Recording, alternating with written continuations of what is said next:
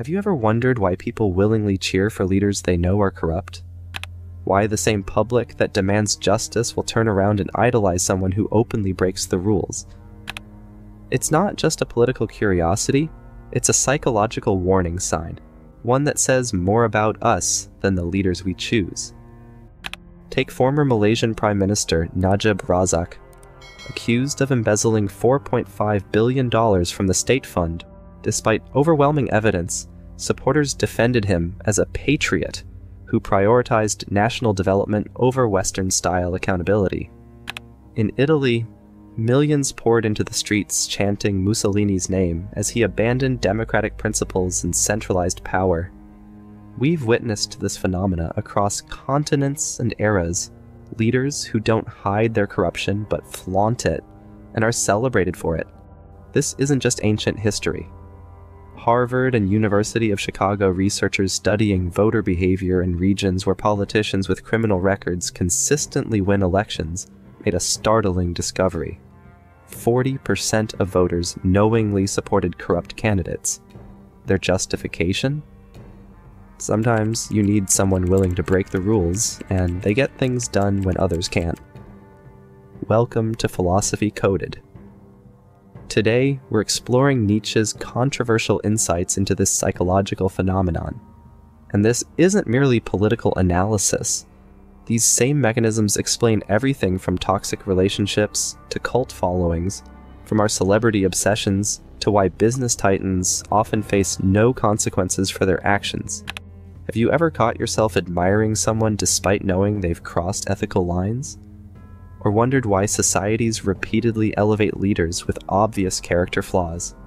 By the end of this video, you'll recognize these patterns in your own decision-making and understand what Nietzsche knew about human nature that many of us are still reluctant to admit. Imagine standing at the edge of a precipice. Below you stretches the unknown, chaotic, unpredictable, potentially threatening. According to Nietzsche, this isn't just a physical scenario, it's the fundamental human condition. We exist in a universe with no inherent meaning or structure, facing uncertainty at every turn. How do we respond? Nietzsche's insight was what he called the will to power, not simply domination over others, but mastery over existence itself. My idea is that every specific body strives to become master over all space and to extend its force, its will to power, he wrote. This isn't abstract philosophy, it's practical psychology. Humans don't primarily seek happiness or pleasure, we seek control. We desperately want to feel that we understand our world and can navigate it effectively. When personal control feels impossible, during economic instability, social upheaval, or personal failure, we become susceptible to anyone who offers us a share in their apparent power. Look at modern political rallies where thousands chant a leader's name despite knowing of their ethical transgressions. These supporters aren't ignorant.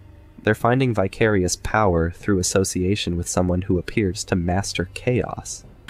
Social psychologist Jennifer Whitson discovered something fascinating about this dynamic. In a 2008 study, participants deprived of control were 40% more likely to see illusory patterns and endorse conspiracy theories. Similarly, they gravitate towards leaders who project absolute certainty, even when that certainty requires ethical compromise. When was the last time you admired someone for getting results, using methods you'd personally consider wrong? This contradiction reveals something profound about our relationship with power. During times of uncertainty, our standards often shift without our conscious awareness.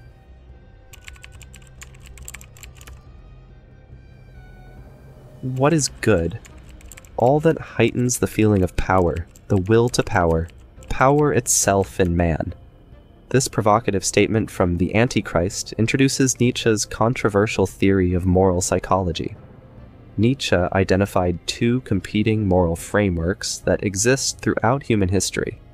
Master morality values strength, achievement, dominance, and excellence. It defines good as whatever demonstrates power, and bad as whatever reveals weakness. Slave morality, which Nietzsche believed emerged among oppressed peoples, prizes humility, empathy, equality, and compassion. It labels the powerful as evil and the humble as good. Modern democratic societies officially embrace slave morality. We publicly praise equality, compassion, and fairness. Yet beneath this consensus lies a fascinating tension. Many people secretly admire displays of unapologetic power. They condemn exploitation Monday through Friday, but binge-watch Succession on weekends, secretly thrilled by ruthless corporate maneuvering.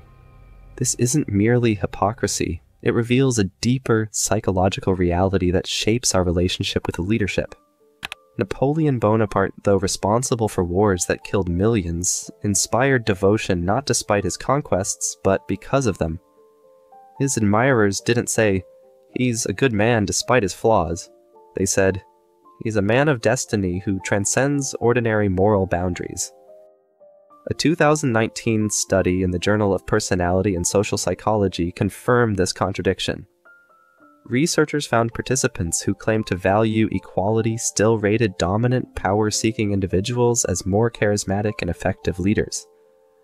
We tell pollsters we want ethical leaders, but our actual behavior often rewards dominance displays. Think about how you respond when someone successfully breaks rules that constrain everyone else. Do you feel outrage or a twinge of admiration? When supporters defend a corrupt leader's actions by saying, "At least they're strong," they're not making an error. They're revealing the master morality values that operate beneath their conscious egalitarian principles. Perhaps Nietzsche's most illuminating concept for today's political landscape is what he called ressentiment. This French term describes more than simple resentment. It's a festering psychological condition born from perceived powerlessness, suppressed vengeance, and redirected rage. Man would rather will nothingness than not will at all, Nietzsche wrote. In simpler terms, humans would prefer destructive action over feeling completely powerless to affect their world. This explains why people sometimes support leaders who tear down institutions rather than feeling they have no influence at all. Imagine a community devastated by factory closures and economic decline. For years, residents watch their town deteriorate while feeling ignored by mainstream institutions. Then, a charismatic figure arrives who does something no one else has done, acknowledges their suffering, and promises retribution against those responsible. Even if this figure engages in corrupt practices themselves, they often gain fervent support. Why? Because addressing corruption takes a backseat to the psychological relief of having one's pain recognized and avenged.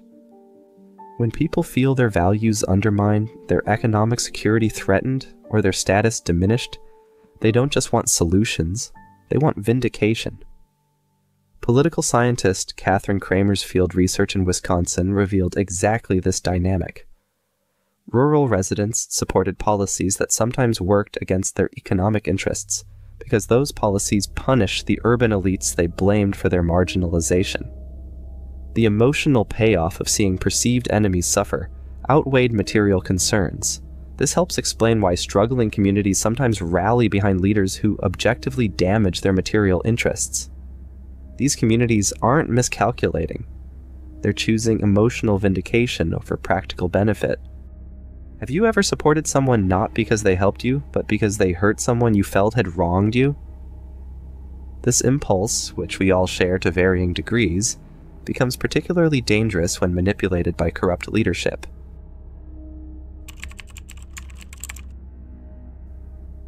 "Freedom is the will to be responsible for ourselves," wrote Nietzsche. This simple statement contains a profound insight. True freedom carries with it the heavy burden of responsibility. When we make our own moral choices, we can no longer blame others for the outcome. In Thus Spoke Zarathustra, Nietzsche describes 3 spiritual transformations that humans can undergo. First comes the camel that dutifully carries burdens imposed by others. Next is the lion that fights for freedom from those burdens. But only the third stage, the child, can create new values and meaning. Most people, Nietzsche observed, remain camels throughout their lives, preferring the weight of external authority to the terrifying freedom of creating their own meaning. Psychologist Erich Fromm later expanded on this insight in his book, Escape from Freedom, arguing that the anxiety of moral responsibility drives people toward authoritarian systems that relieve them of decision-making burdens. Think about facing a complex ethical dilemma with no clear, right answer, which feels more comfortable, making the decision yourself and bearing all responsibility for the consequences, or having a strong authority figure simply tell you what to do. For most of us, the latter provides profound relief. This psychological mechanism helps explain why corrupt but decisive leaders often gain support during times of complexity and uncertainty. When a charismatic figure confidently proclaims, "I alone can fix it," or "the solution is simple," they're offering liberation from the existential burden of figuring it out ourselves. During Germany's chaotic Weimar period, many citizens embraced leadership that offered clear narratives and decisions despite mounting evidence of corruption. The psychological relief of not having to navigate moral complexity themselves outweighed concerns about integrity. Ask yourself, when was the last time you deferred a difficult moral choice to an authority figure? That comfort you felt, that relief of not deciding for yourself, connects directly to how societies sometimes embrace corrupt but decisive leaders. The surest way to corrupt a youth is to instruct him to hold in higher esteem those who think alike than those who think differently. This observation from Nietzsche's The Dawn captures a fundamental aspect of human psychology, our deeply social nature. Humans evolved as tribal creatures. Our ancestors survived not through individual strength, but through group cohesion. This evolutionary heritage makes us instinctively seek safety in collective identity and consensus, what Nietzsche called the herd instinct. This instinct serves many positive functions. It enables cooperation, builds communities, and creates shared meaning. But it becomes dangerous when a corrupt leader successfully positions themselves as the voice or protector of the group. When this happens, our instinct for conformity can override our individual moral judgment. The psychological cost of standing apart from our social group often feels greater than the cost of compromising our ethics. We see this dynamic clearly in how whistleblowers are treated, even when they expose clear wrongdoing. Consider the Enron scandal. When Sharon Watkins warned CEO Kenneth Lay about accounting irregularities, she was marginalized and faced career threats despite being proven right. Our social programming runs so deep that we often punish those who challenge group cohesion, even when they're objectively right. The power of this herd instinct intensifies when corrupt leaders deliberately stoke tribal identity. By framing criticism as an attack on the group, rather than on their actions, they transform accountability into betrayal. The social cost of breaking from the group becomes so high that many people will defend increasingly corrupt behavior rather than face exclusion. Social psychologist Jonathan Haidt observed this dynamic in his research. When sacred values are threatened, we become intuitive theologians rather than intuitive scientists, defending our group's beliefs regardless of evidence. Where in your life have you felt pressure to support something you privately questioned simply to maintain group belonging? This tension between our social nature and our individual moral compass shapes our relationship with all forms of leadership. God is dead, proclaimed Nietzsche's madman in The Gay Science. With this famous declaration, he wasn't simply making a statement about religious skepticism, but announcing a profound psychological crisis. Without divine authority, who or what provides meaning and moral guidance? Despite the decline of traditional religion in many societies, Nietzsche observed that our psychological need for something to worship remains unchanged. In Thus Spoke Zarathustra, he offered a warning that resonates today. Beware that a statue does not crush you. We can see this hero worship impulse in how we discuss certain leaders and innovators in our culture. She's playing 4D chess. He sees around corners. They're 10 steps ahead of everyone else. These aren't descriptions of capable humans, they're modern myth-making. A corrupt leader who understands this psychology doesn't present themselves as merely competent. They cultivate an aura of exceptionalism and destiny. Their corruption becomes reframed not as a character flaw, but as evidence of their extraordinary nature. Normal rules don't apply to great men and women. History is made by those willing to break conventions. Take Vladimir Putin. Despite widespread reports of corruption and vast personal wealth, many of his supporters reframe these as signs of strength and necessity for Russia's resurgence. His lavish lifestyle is not seen as mere greed, but as a symbol of national pride. By linking personal power to patriotic narratives, Putin turns what might otherwise be condemned into something some Russians defend as part of their national identity. The cultivation of a cult of personality isn't just vanity, it's strategic psychology. When we elevate leaders to heroic or even quasi-religious status, we become invested in defending their mythic image rather than evaluating their actual behavior. Psychologist Dan McAdams discovered something remarkable in his research. Supporters of controversial leaders often integrate their personal identity with narratives about the leader's greatness. Abandoning the leader would require reconstructing their own identity, making criticism feel like self-betrayal. Do you have heroes whose flaws you find yourself defending or minimizing? Our need for idealized figures is deeply human, but it's also a vulnerability that corrupt leaders readily exploit.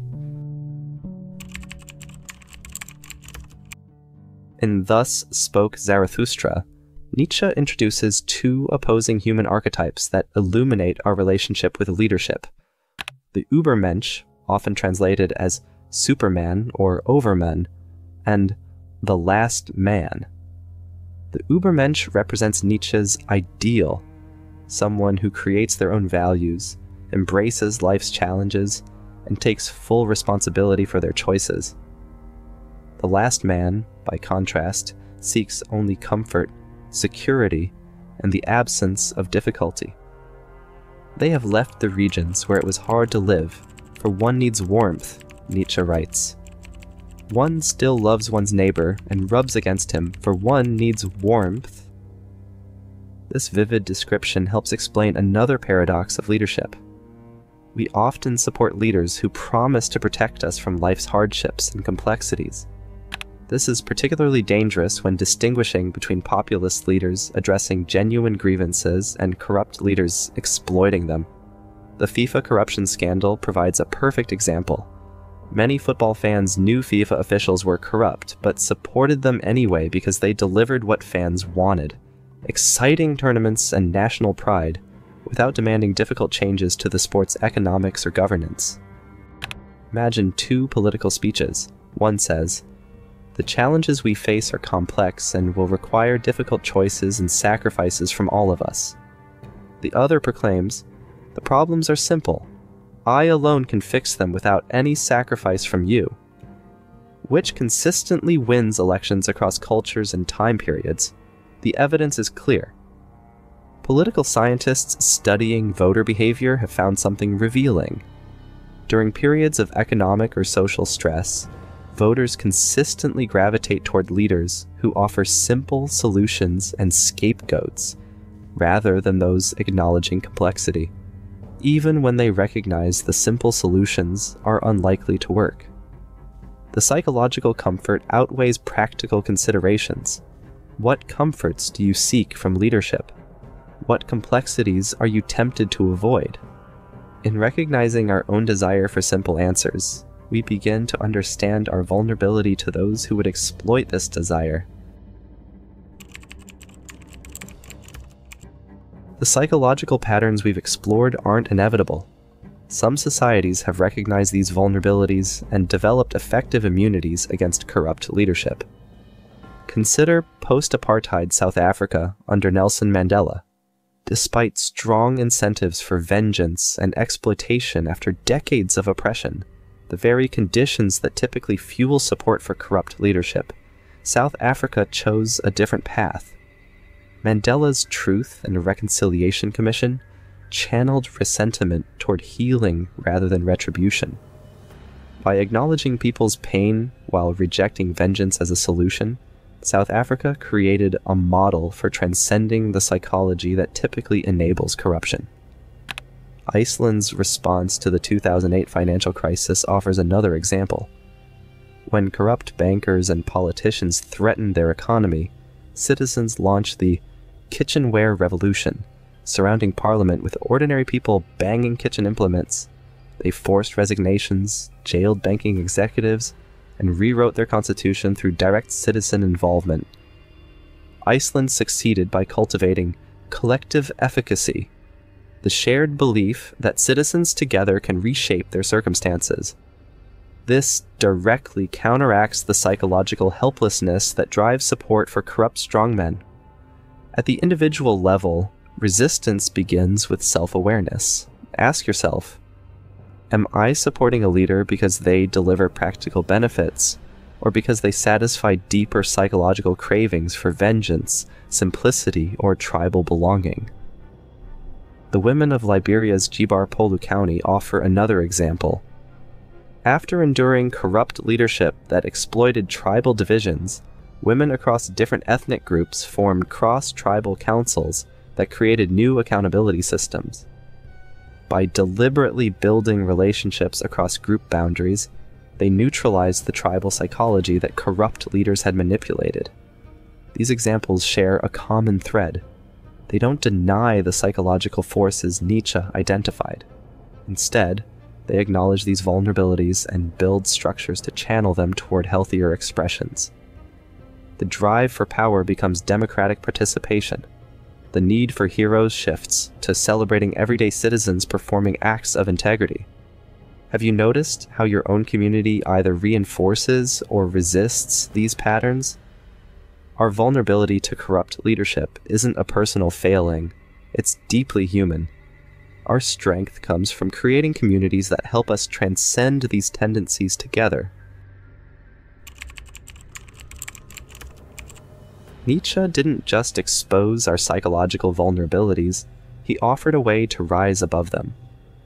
Become who you are, he wrote, urging us to develop ourselves authentically, rather than be shaped by the will of others. To do that, we must first understand the forces within us, our will to power, our resentment, our fear of freedom, our herd instinct, our craving for idols, and our longing for comfort as the last man. These aren't just abstract ideas, they're the very impulses that corrupt leaders exploit. Nietzsche challenges us to embrace amor fati, a love of fate. Instead of seeking leaders who promise to rescue us from hardship, he calls on us to confront life's difficulties directly and to create our own values, not borrow them from authority. But this path demands honesty. Why do we support the leaders we do? Is it because of reasoned judgment, or because they satisfy deeper emotional needs, for strength, for simplicity, for belonging, or even revenge? These are not easy questions. They threaten our self-image as rational and independent, but Nietzsche believed we could face them and transform. Not by denying our instincts, but by understanding and integrating them. That's how we evolve. Man is something that shall be overcome, he wrote, and maybe, just maybe, understanding why we worship corrupt leaders is the first step in that overcoming. If this exploration sparked something in you, don't keep it to yourself. Share it with someone whose mind you respect. The conversations that follow might help us all become more conscious about who we follow and why. And before you go, tell me, which of these psychological forces do you see most clearly in yourself or society? Leave a comment. Let's continue this conversation, not just to understand the world, but to change how we live in it. Until next time, remember, the the most dangerous power we can give any leader is the power to remain unquestioned.